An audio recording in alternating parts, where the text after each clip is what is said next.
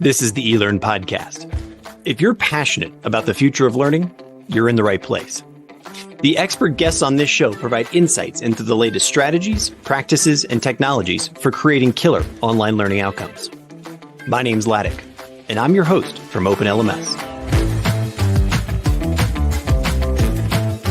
The eLearn podcast is sponsored by eLearn Magazine, your go-to resource for all things online learning. Click-by-click how-to articles, the latest in EdTech, spotlight on successful outcomes and trends in the marketplace. Subscribe today and never miss a post at elearnmagazine.com. And OpenLMS, a company leveraging open source software to deliver effective, customized, and engaging learning experiences for schools, universities, companies, and governments around the world since 2005. Learn more at openlms.net. Hello, everyone, and welcome to the eLearn podcast. My name is Ladek, as you just heard. And let's see, I always forget, it's this finger right here. There you go. I'm coming from OpenLMS. If you're listening to this live, or if you're going to watch the recording or whatever it is, come over and check out the AI and Learning Summit that's going to be happening with OpenLMS. We know that this is a super exciting and hot and, broad-based topic that everybody's excited about. How is AI going to impact learning? Which is, quite honestly, what we're here to talk with Bianca Raby about today. Hello, Bianca. How are you? Good. Thanks, Ladek. Hi. Thanks for having me. No, my pleasure. You are the CEO of Opida. Oh, Did I get it right? As soon as you say it the wrong way, I can't get it. But as I do that, well, first of all, where are you sitting? We're on different parts of the planet, right? We are on very different parts of the planet. I'm sitting here from Bali, Indonesia. It's 6 a.m. for me, and it's the end of the day for you. So I haven't even had my first coffee. So already putting that disclaimer out there, guys. I'm on the coconut water. So nice, that's fantastic. And I'm in the city, so we're in the age of AI, but still, maybe I'm just old, but I just love the fact that we can have this conversation live and in real time. It's actually fantastic. Why don't you, as I always do, why don't you take the first, 30, 60 seconds here to just sort of give us, who are you and what is Opida? Well, so I guess I would describe myself these days as a serial entrepreneur, but educator and learning designer. So I've been in education for coming up 20 years. I started as a classroom teacher. And then I moved into educational technology, into business, did my MBA, and ended up starting my own company called Opida. And basically, Opida stands for the idea of raising the bar in quality education online, predominantly. Doesn't mean we don't love face-to-face. We just really specialize in online education. And we raise the bar of that through the focus on the idea of learning design, which is, I guess, teaching in the future. So learning design is the act of creating experiences, as you would know, online. And that is a really, really important part and a big step that we have found over the last 10, 15 years. It's been sort of somewhat overlooked in some of the higher education institutions, that actual act of designing an experience for that learner in that particular platform. So Opida just basically spends all of our time talking to people about how to create better online learning experiences, get better results.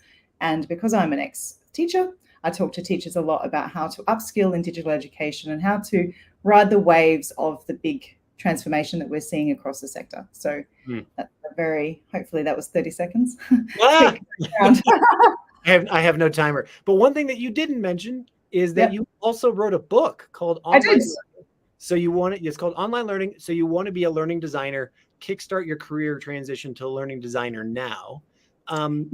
Before we dive down the AI path, how did you stumble into learning design as this is the skill, the thing, the mindset, however you want to characterize it, that's going to be transformational apart from the tool sets that you have out there?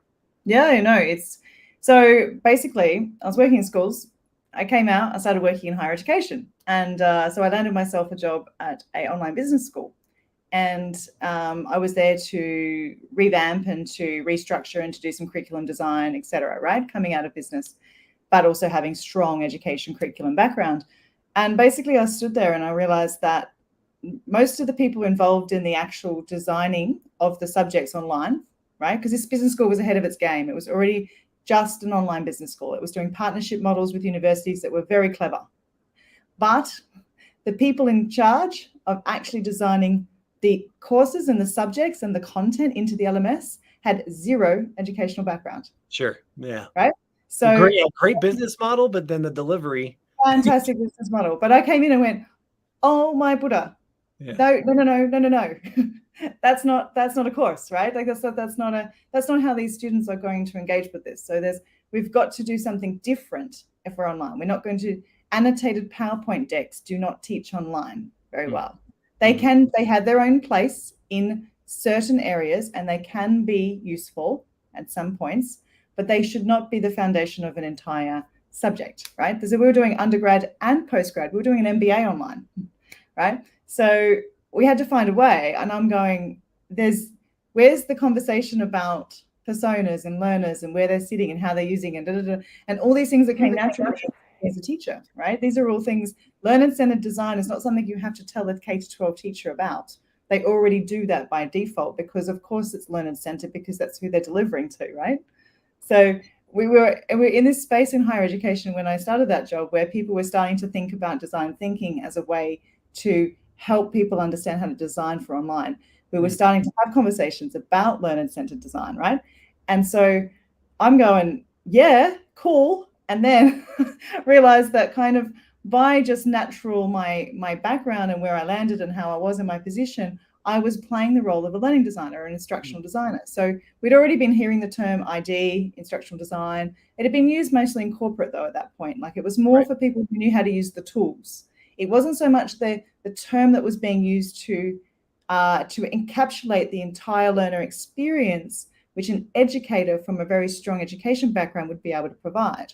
And so I started. Pause right there for a minute, because I think that you just touched on something that nobody has really talked about yet, and I think is something of an elephant in the room, is that we still divide, adult corporate learning from all other, and we even use different words, right? Like that's the education space, and this is the learning and development. I'm like, what is that all about? Like, we don't like turn into different humans, once we become a certain age or get a certain, certificate or something. So would you that as, I mean, elementary school teachers should be doing or following the same principles as maybe different for different audiences, but all of those same principles need to be around, right?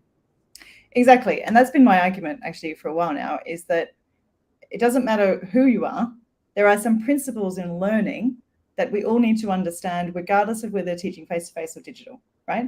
And the art of a learning designer, in my opinion, is someone who can take all of the parameters that they're provided and the students. So the technology is a parameter, the budget of the client is a parameter, the way that it's going to be delivered, the time frame it's got to be delivered in, the volume of learning, et cetera, plus also the fundamental principles of learning that we know we all abide by. I mean, I'm no different. I mean, I'm sure you and I have very similar ways that things will land in us, and sometimes they will not. And there'll be some things that will be really, really wrong for most people and, right for others. So if we take all of that together, that's what I call a learning designer, because they are in the moment drawing on every single part of their knowledge and background and theory and practice in trying to convey something complex simply and take someone from A to B to C, then to Z. And they are doing all of that with technology as the main center point, right? And so I've gotten a bit of controversy at times when I've tried to say there is a difference between an instructional designer and a learning designer. And I call it out by saying instruction is top down. It's I have this information and you need to receive it, and I need to know you've received it and ticked it off. Very much it can be.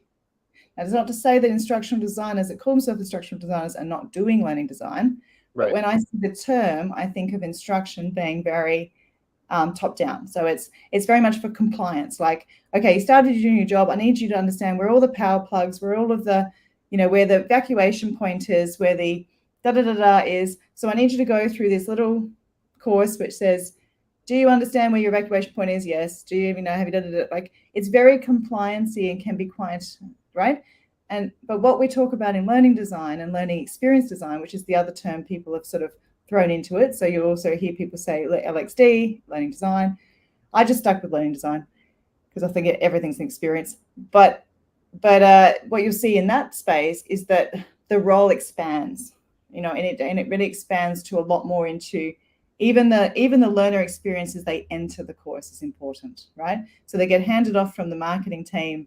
The marketing team get the person enrolled. What is the first interaction they have with you? How do they access the system? What are they, when they land on the homepage of the LMS, what do they see? How are they interacted with? Who's there to greet them? Is there actually a person on camera saying, hi, this has been developed by a human being? And I'm like, this is coming into our topic actually.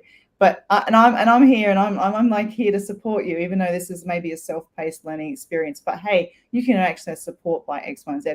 How are they, I guess, how are we making sure that they get through the course? Because we know retention in online courses is terrible.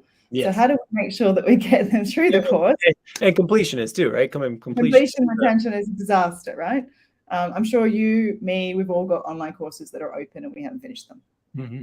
But, so it's our job as learning designers to do as much as we can in the design process to make sure that you have the best chance of finishing.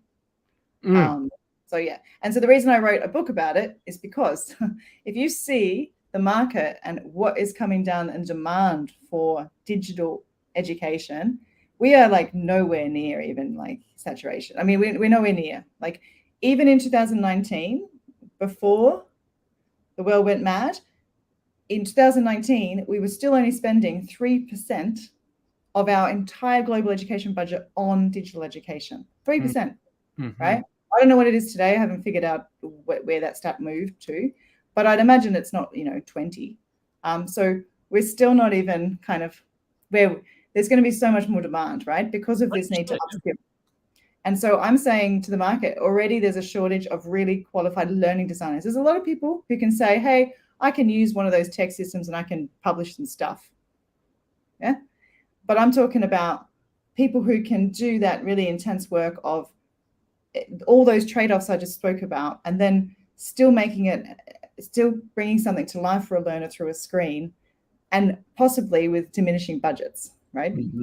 So my question for you then is, it's the why behind that, right? Mm-hmm. And so if I'm in a more traditional education space, I don't have the resources. I don't have the time. I don't, I can see that happening. If I'm in an L&D space, it's efficiencies. Again, budgets come into play, right? It's more about, can we pump out this knowledge, pump out these courses and upskilling and whatnot, because we're trying to keep up with the pace of whatever, rather than saying, what if we took a step back and really rethought it? And then people just like, I've literally watched so many educators when I say, hey, what if you take a step? And they're like, oh, it's like, are you kidding me? Like that, when would I ever do that? Like, what's your why for the reason why learning design isn't an absolute must for, everybody who's delivering today?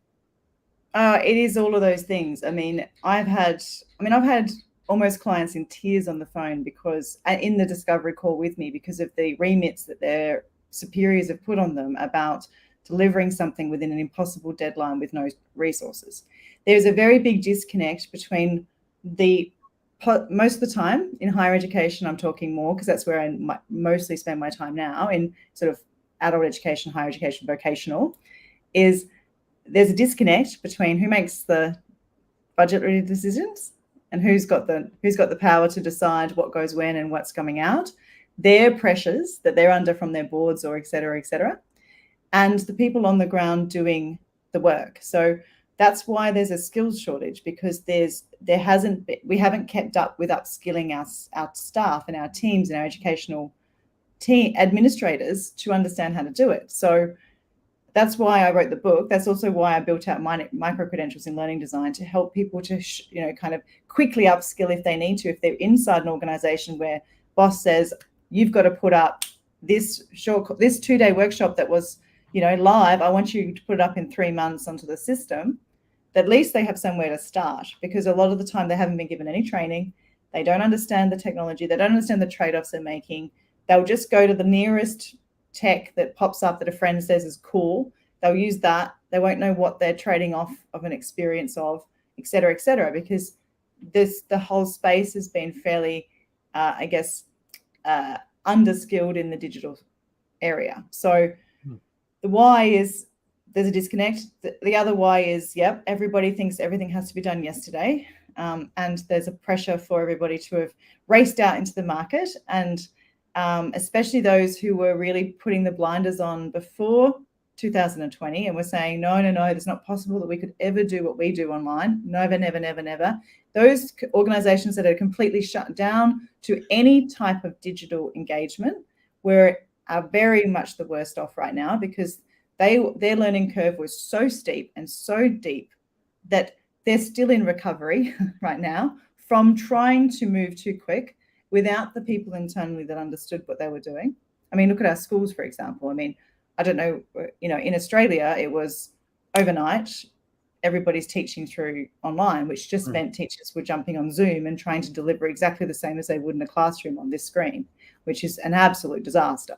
So that's just one tiny example of how most organizations had to move so fast that the change wasn't managed and the people weren't ready, and there wasn't an understanding of the implications of that kind of change. So that really answering the question why there is, I mean, that's just a couple of the big reasons. I mean, yeah, it's just it's multi-layered and it's I guess. So take us to where have you seen, I'm kind of moving us towards this, how are we teaching in the age of AI? Because in my mind, AI is just an efficiency tool, right? At this stage right now, I mean, it creates massive efficiencies because it doesn't get all, it's not, if we think about it, right? Here's another great thing. And I cannot remember where I got this, but this is a decade ago. I read this about the reason why AI brings this efficiencies because it just doesn't have all the human hangups, right? Like I ask you a question, or if I'm going to ask, my son to write a paper for school or whatever like that, God, just even the emotional stuff that you got to go through to get started on the paper, Peter doesn't have that. Right. Like just like the thought process, trying to second guess, oh, will they like this or not? All of that stuff goes away and it's an instant response. Right. So that's the efficiency part of it. Where am I going with this question? I know that I had a question in here somewhere. I know you're getting there. Apologize. But so ultimately, where we need to be is creating these experiences, right? We need to be designing learning that, as you said, takes a learner from A to Z, and it's not just instruction. It's not just we need. How do we start doing that? How do we start peeling back that? And my question was, what are the success stories that you've seen? Like, can you give me one or two examples where it's like, look, they didn't think they could do it, but wow, you came in or somebody stepped in and here's a great outcome. Well, okay. I think so you've touched on two things here. So there's it's a machine. It doesn't have feelings. It doesn't have empathy. It's not going to replace humans because it can't, because it's not a human, right? Never going to be. It's only analytical. It's only scraping data. It cannot differentiate between good data and bad data. It is going to just scrape whatever it's going to scrape. It's going to throw whatever is up into your face. And it's the human that does the discernment and brings in the heart. So if you think of it as in mind and heart, right? The AI is the mind. The human is the heart. Now, we all know that if we run around the world just using one of these, right, we find ourselves very unbalanced and in trouble, right? Yeah, so, I couldn't have said that better. That was right? Really nice, yeah. So we all know that we want mind and heart and body congruence, right? So this is the same with technology. This is the same with where we're going. I see it as just this big balancing act that we need to take. So I think an answer to your question is that what is a really good experience? Are you saying what is a good experience using AI, or what have I seen people being able to progress using digital tools? Even before we go there, just that whole like taking the step from I'm going to just get on Zoom and try to deliver to kids, or I'm just going to put my PowerPoint online as a professor or whatever. Yeah. That first question is the aha moment when somebody's like, okay, look, I'm actually going to step in and do this the right way. Like, what are those success stories? Like, what's amazing. When they happen, they're amazing. And I actually I was fortunate to be able to by coincidence, I got back on the tool. So as a CEO, sometimes you don't get onto the projects, right? Because obviously you've got CEO things to do. So last year we won a piece of work with a really interesting team over in Geneva, and they were so sweet. They were like, we know nothing, but we need to do this, right? They were the best type of students, as you would say, right? They came into every call and they were like sponges. They were like, we've been told we have to put our face-to-face thing. They had this beautiful, program that they've been running face-to-face for years, but they got a grant to try and put it online. And so we came in, and I mean, we would have 1.5 hour calls once a week. And it was like I was in a classroom teaching them. They were amazing. They were like asking questions, listening to trade-offs. And then you could see the light bulbs going off. And then they'd go off for the week and do their bits. And we had very tight project management, so that, because it was a really tight deadline, of course, because everything had to be done yesterday, because this is the world we live in. But they worked, and they worked so hard, and you could see it on their face. And by the time we got to the end, they went, oh, now we see how complex this is. And we're so glad we went out to a supplier, right? They just had this relief, because they saw how much work they still had to do, even though we were holding it up, right? They saw the amount of thinking involved. They saw the amount of trade-offs they had to make. They saw the act of doing it made them edit, consolidate, get concise, get clear. It actually brought so much more to their team, because they all had to get on the same page about what was really important, right? Because when you're in the online space, you don't get to just wing it. You're making fixed assets. So you're making a decision that this is critical information for the student. If you put 20 pages of critical information, it's not critical information.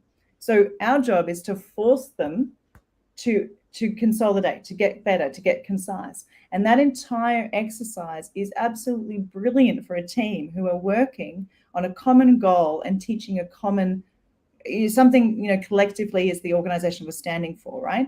So when I see that, I go, this is why we exist. This was the whole reason that I started the company, because I knew there was a big misunderstanding. And until you've gone through that process of creative process of trying to build an online course, even for me, who's been doing this for writing courses and learning for 20 years, when I sit down to still write a course, I go through all the pains of a creative as well. So I start, and then I go, oh crap, I hate that. And I throw it out. And then I walk away for 2 days, and then I come back and I rework something. And then I read something I wrote last week and I go, that was crap, get rid of that.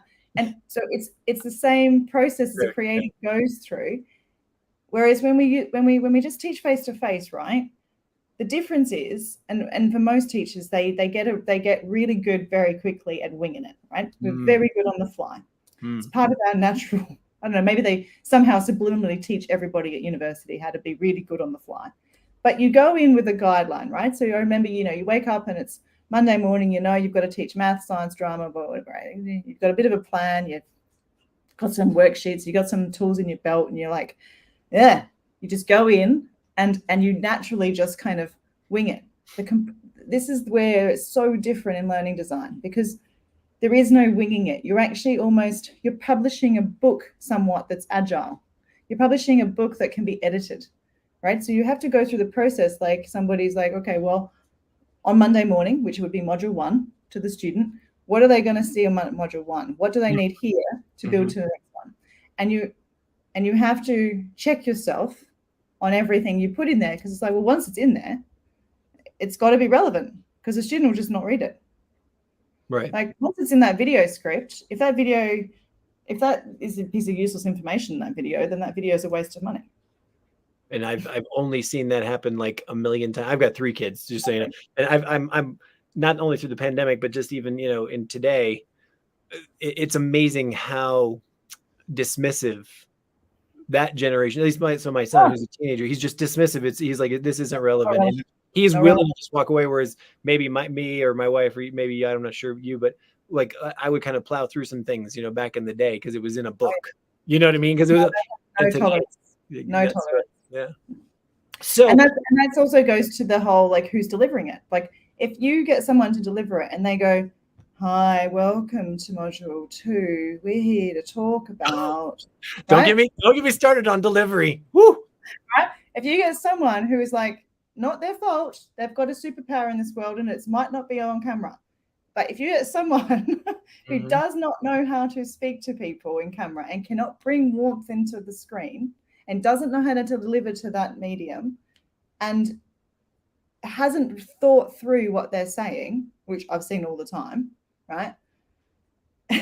Then those kids aren't going to watch it. No. They'd rather go on, YouTube's got way more exciting things to watch. Amen. So we don't go down that rabbit hole. I'm going to take us there. So sure. Let's go back to the example in Genève, which love those people over in Switzerland. But you had, when we were kind of teeing up and designing this conversation for the podcast, the question that you asked that I'd love the most was, how is AI really going to save you time? And then what will you do with that time? Right. And so maybe we can use that example, or if you want to use a different one where it's like, had they had the power of ChatGPT or whatever, some of these other tools out there, how would we answer the question for them? Okay. Well, I think I'll start by saying, as educators, we've been promised our entire lives to be saved time.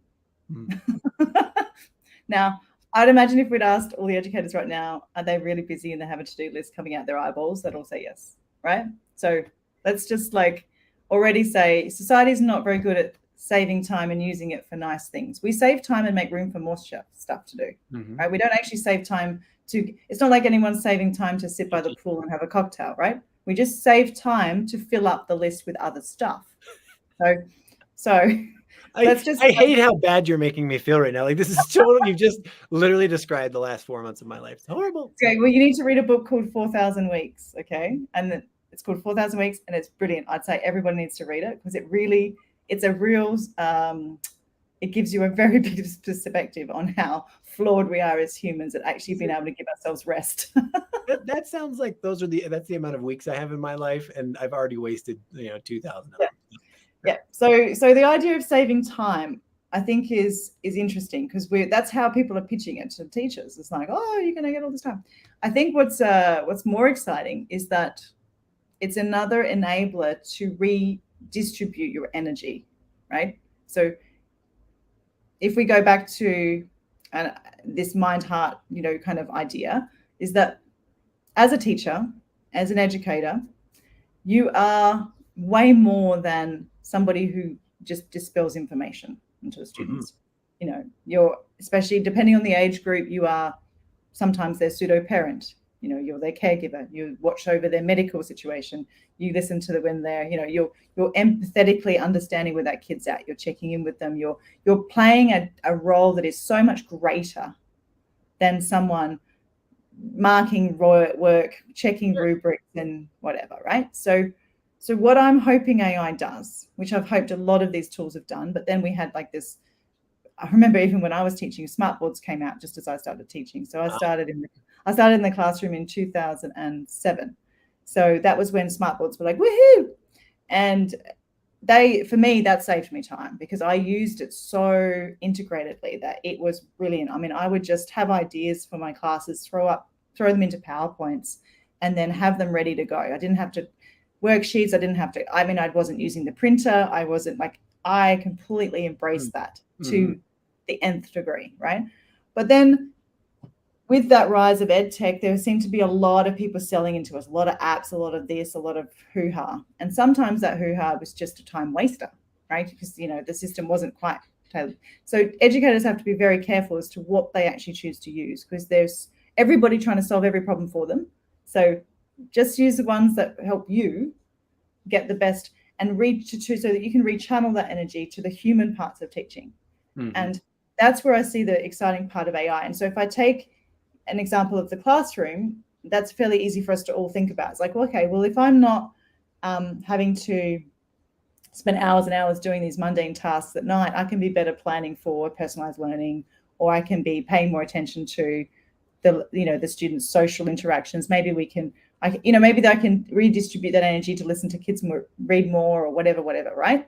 In the learning design space, it's about helping them consolidate, right? Get from, this is my concept here, I need to get it down to here, And that's how I use ChatGPT at the moment. I go, okay, I've got this like 3-paragraph thing. Can you just rewrite it for me? And I'll ask it to rewrite it, and I'll say, make it shorter, right? And it's helping distill key information. You still have to read it. You still have to edit it. It's never going to come back how you want it, right? But there's these small things that could be done. So back to my example of this brilliant team we worked with, they just had so much content. Oh yeah, sure. Right? So much content. Please summarize. Exactly. And I was running all of their content through Grammarly, right? So we were already using an AI tool on it, but it wasn't, Grammarly's great, but it doesn't do what chat. So what I do now is I put it through Grammarly, then I put it into ChatGPT and I say, okay, get me the key points. Right. Summarize or create an outline or create bullet points.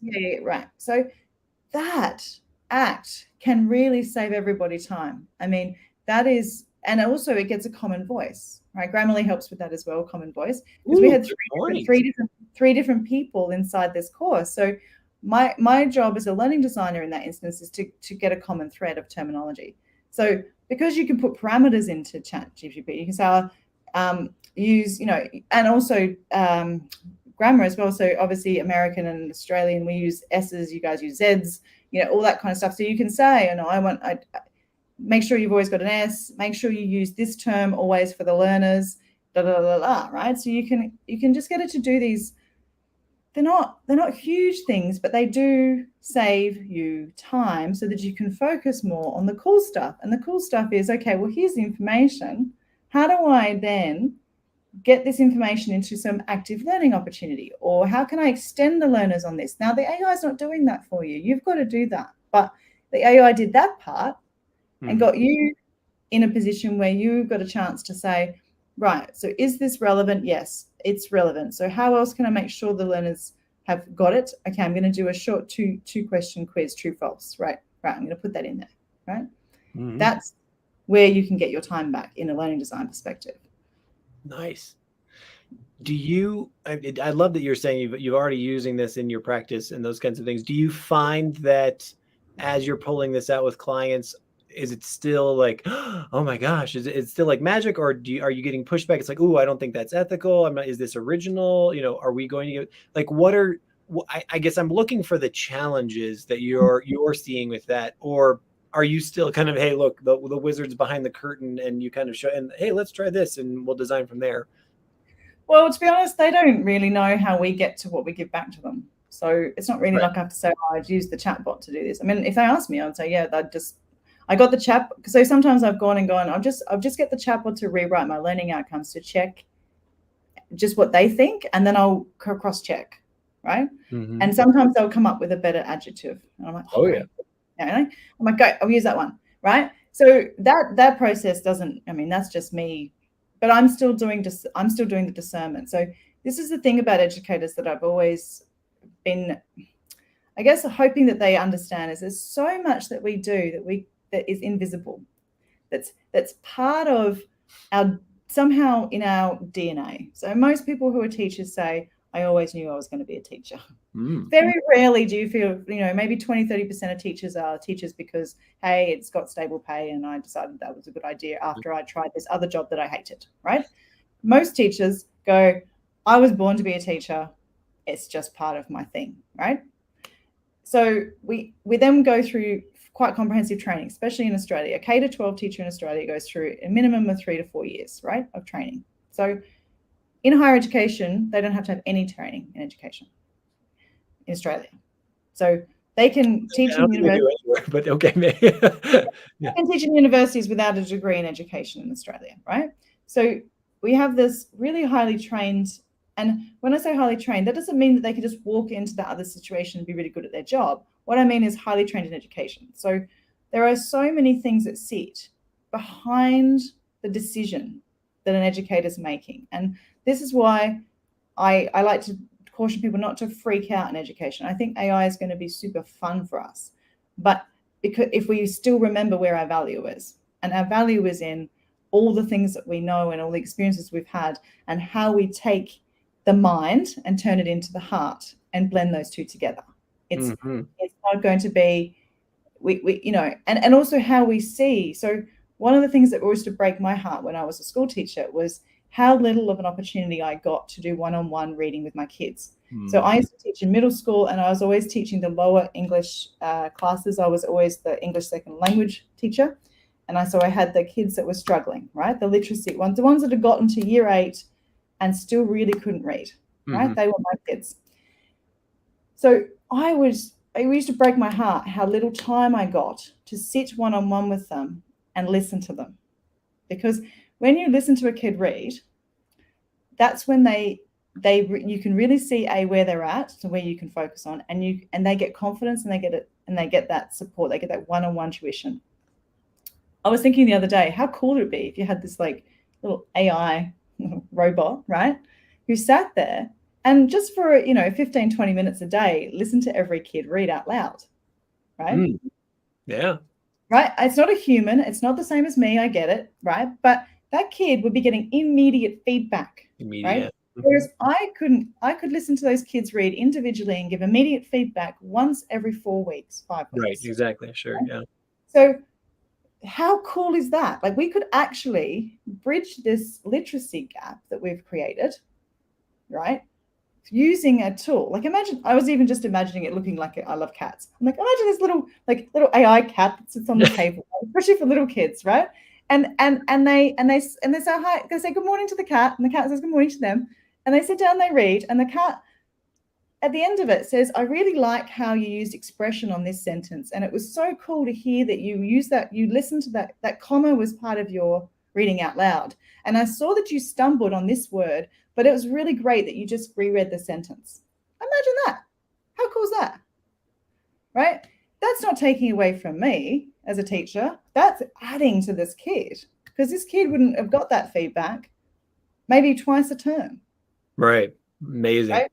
So this is where I'm like, look, there's a whole bunch of scary things about AI in general, about humanity, but let's not go there. That's a whole other podcast. As educators, we've seen heaps of technology come in and change the game for us. And this one is one of the big ones. And it's already been sitting there under the surface, but it's awesome. And what we need to do, and I read this quote last night, actually, the best way to prepare students for the future is to empower them in the present, right? That is our job. The present is now. We're not going to be able to. So that was like the most perfect tee up for my last question for you, which is, we need to let's talk about flipping the table, because we are all armed with the same technology now. Yeah. So designing the learning, hey, that's great. We can be more efficient. We can have our AI cat, which my kids would love. But my kids also now have the access to those tools as well, to write essays, to put resumes together, to do translation of, languages, to do, all these kinds of things. Right. And so how should we think about how we are assessing progress, assessing growth, assessing competency, et cetera, in this age of AI? Yeah. And that is the one big red flag I have, because I really believe, I don't know how much you follow of Jordan Peterson's work, but he speaks a lot about writing is thinking formalized, right? So he talks a lot about the connection between gathering your thoughts and being able to think clearly and the way that writing is an enabler of that. So everybody knows if they're really, really emotional and they're in that red zone, they can't write because the thoughts are right. Or if they do write, they journal and it's just scribble. It's just like, it's like a mind kind of vomit, right? It's like, bleh. That's because it's a reflection of the thinking, right? So what I'm a little scared about is if we outsource a lot of the writing, right, to these, in a lot of the structuring and all those things I just spoke about that are also good for some people like me who have got to work under tight deadlines and schedules and whatever. But I already know how to write. Sure. So I don't need to learn how to write. I can use the tool to just make me quicker at my job. I worry about the kids who don't know how to write yet, who are going to try and lean on the chatbots, right? Because we need to still teach them how to think, and we need to teach them how to think through getting them how to write. And so that is our biggest challenge, is to the ones who haven't got that skill yet, to try and steer them away from defaulting into that system. they need to still go through the art of learning how to articulate themselves. They need to be able to sit down and say, I've got some stuff to say, and I'm going to structure it in this way, right? Because that is their thinking. And if we don't have people that can think well, they can't make good decisions in the world, Sure. right? They're not discerning, they're not critically analyzing, critical thinking, blah, blah, blah, right? So that is our biggest challenge, is that this tool is providing a nice, easy way to get out of that sticky process. And that's the bit that you talked about when you're like, the human part. You sit down and you've got to, you've got to have no distractions when you write. You've got to sit down and you've got to gather yourself and you've got to go, right, what am I trying to achieve? And then you've got to talk yourself through a process. And then you've got to write a paragraph and go, nah, doesn't work. You're going to make a change. And you make a change. And you make a change. Right?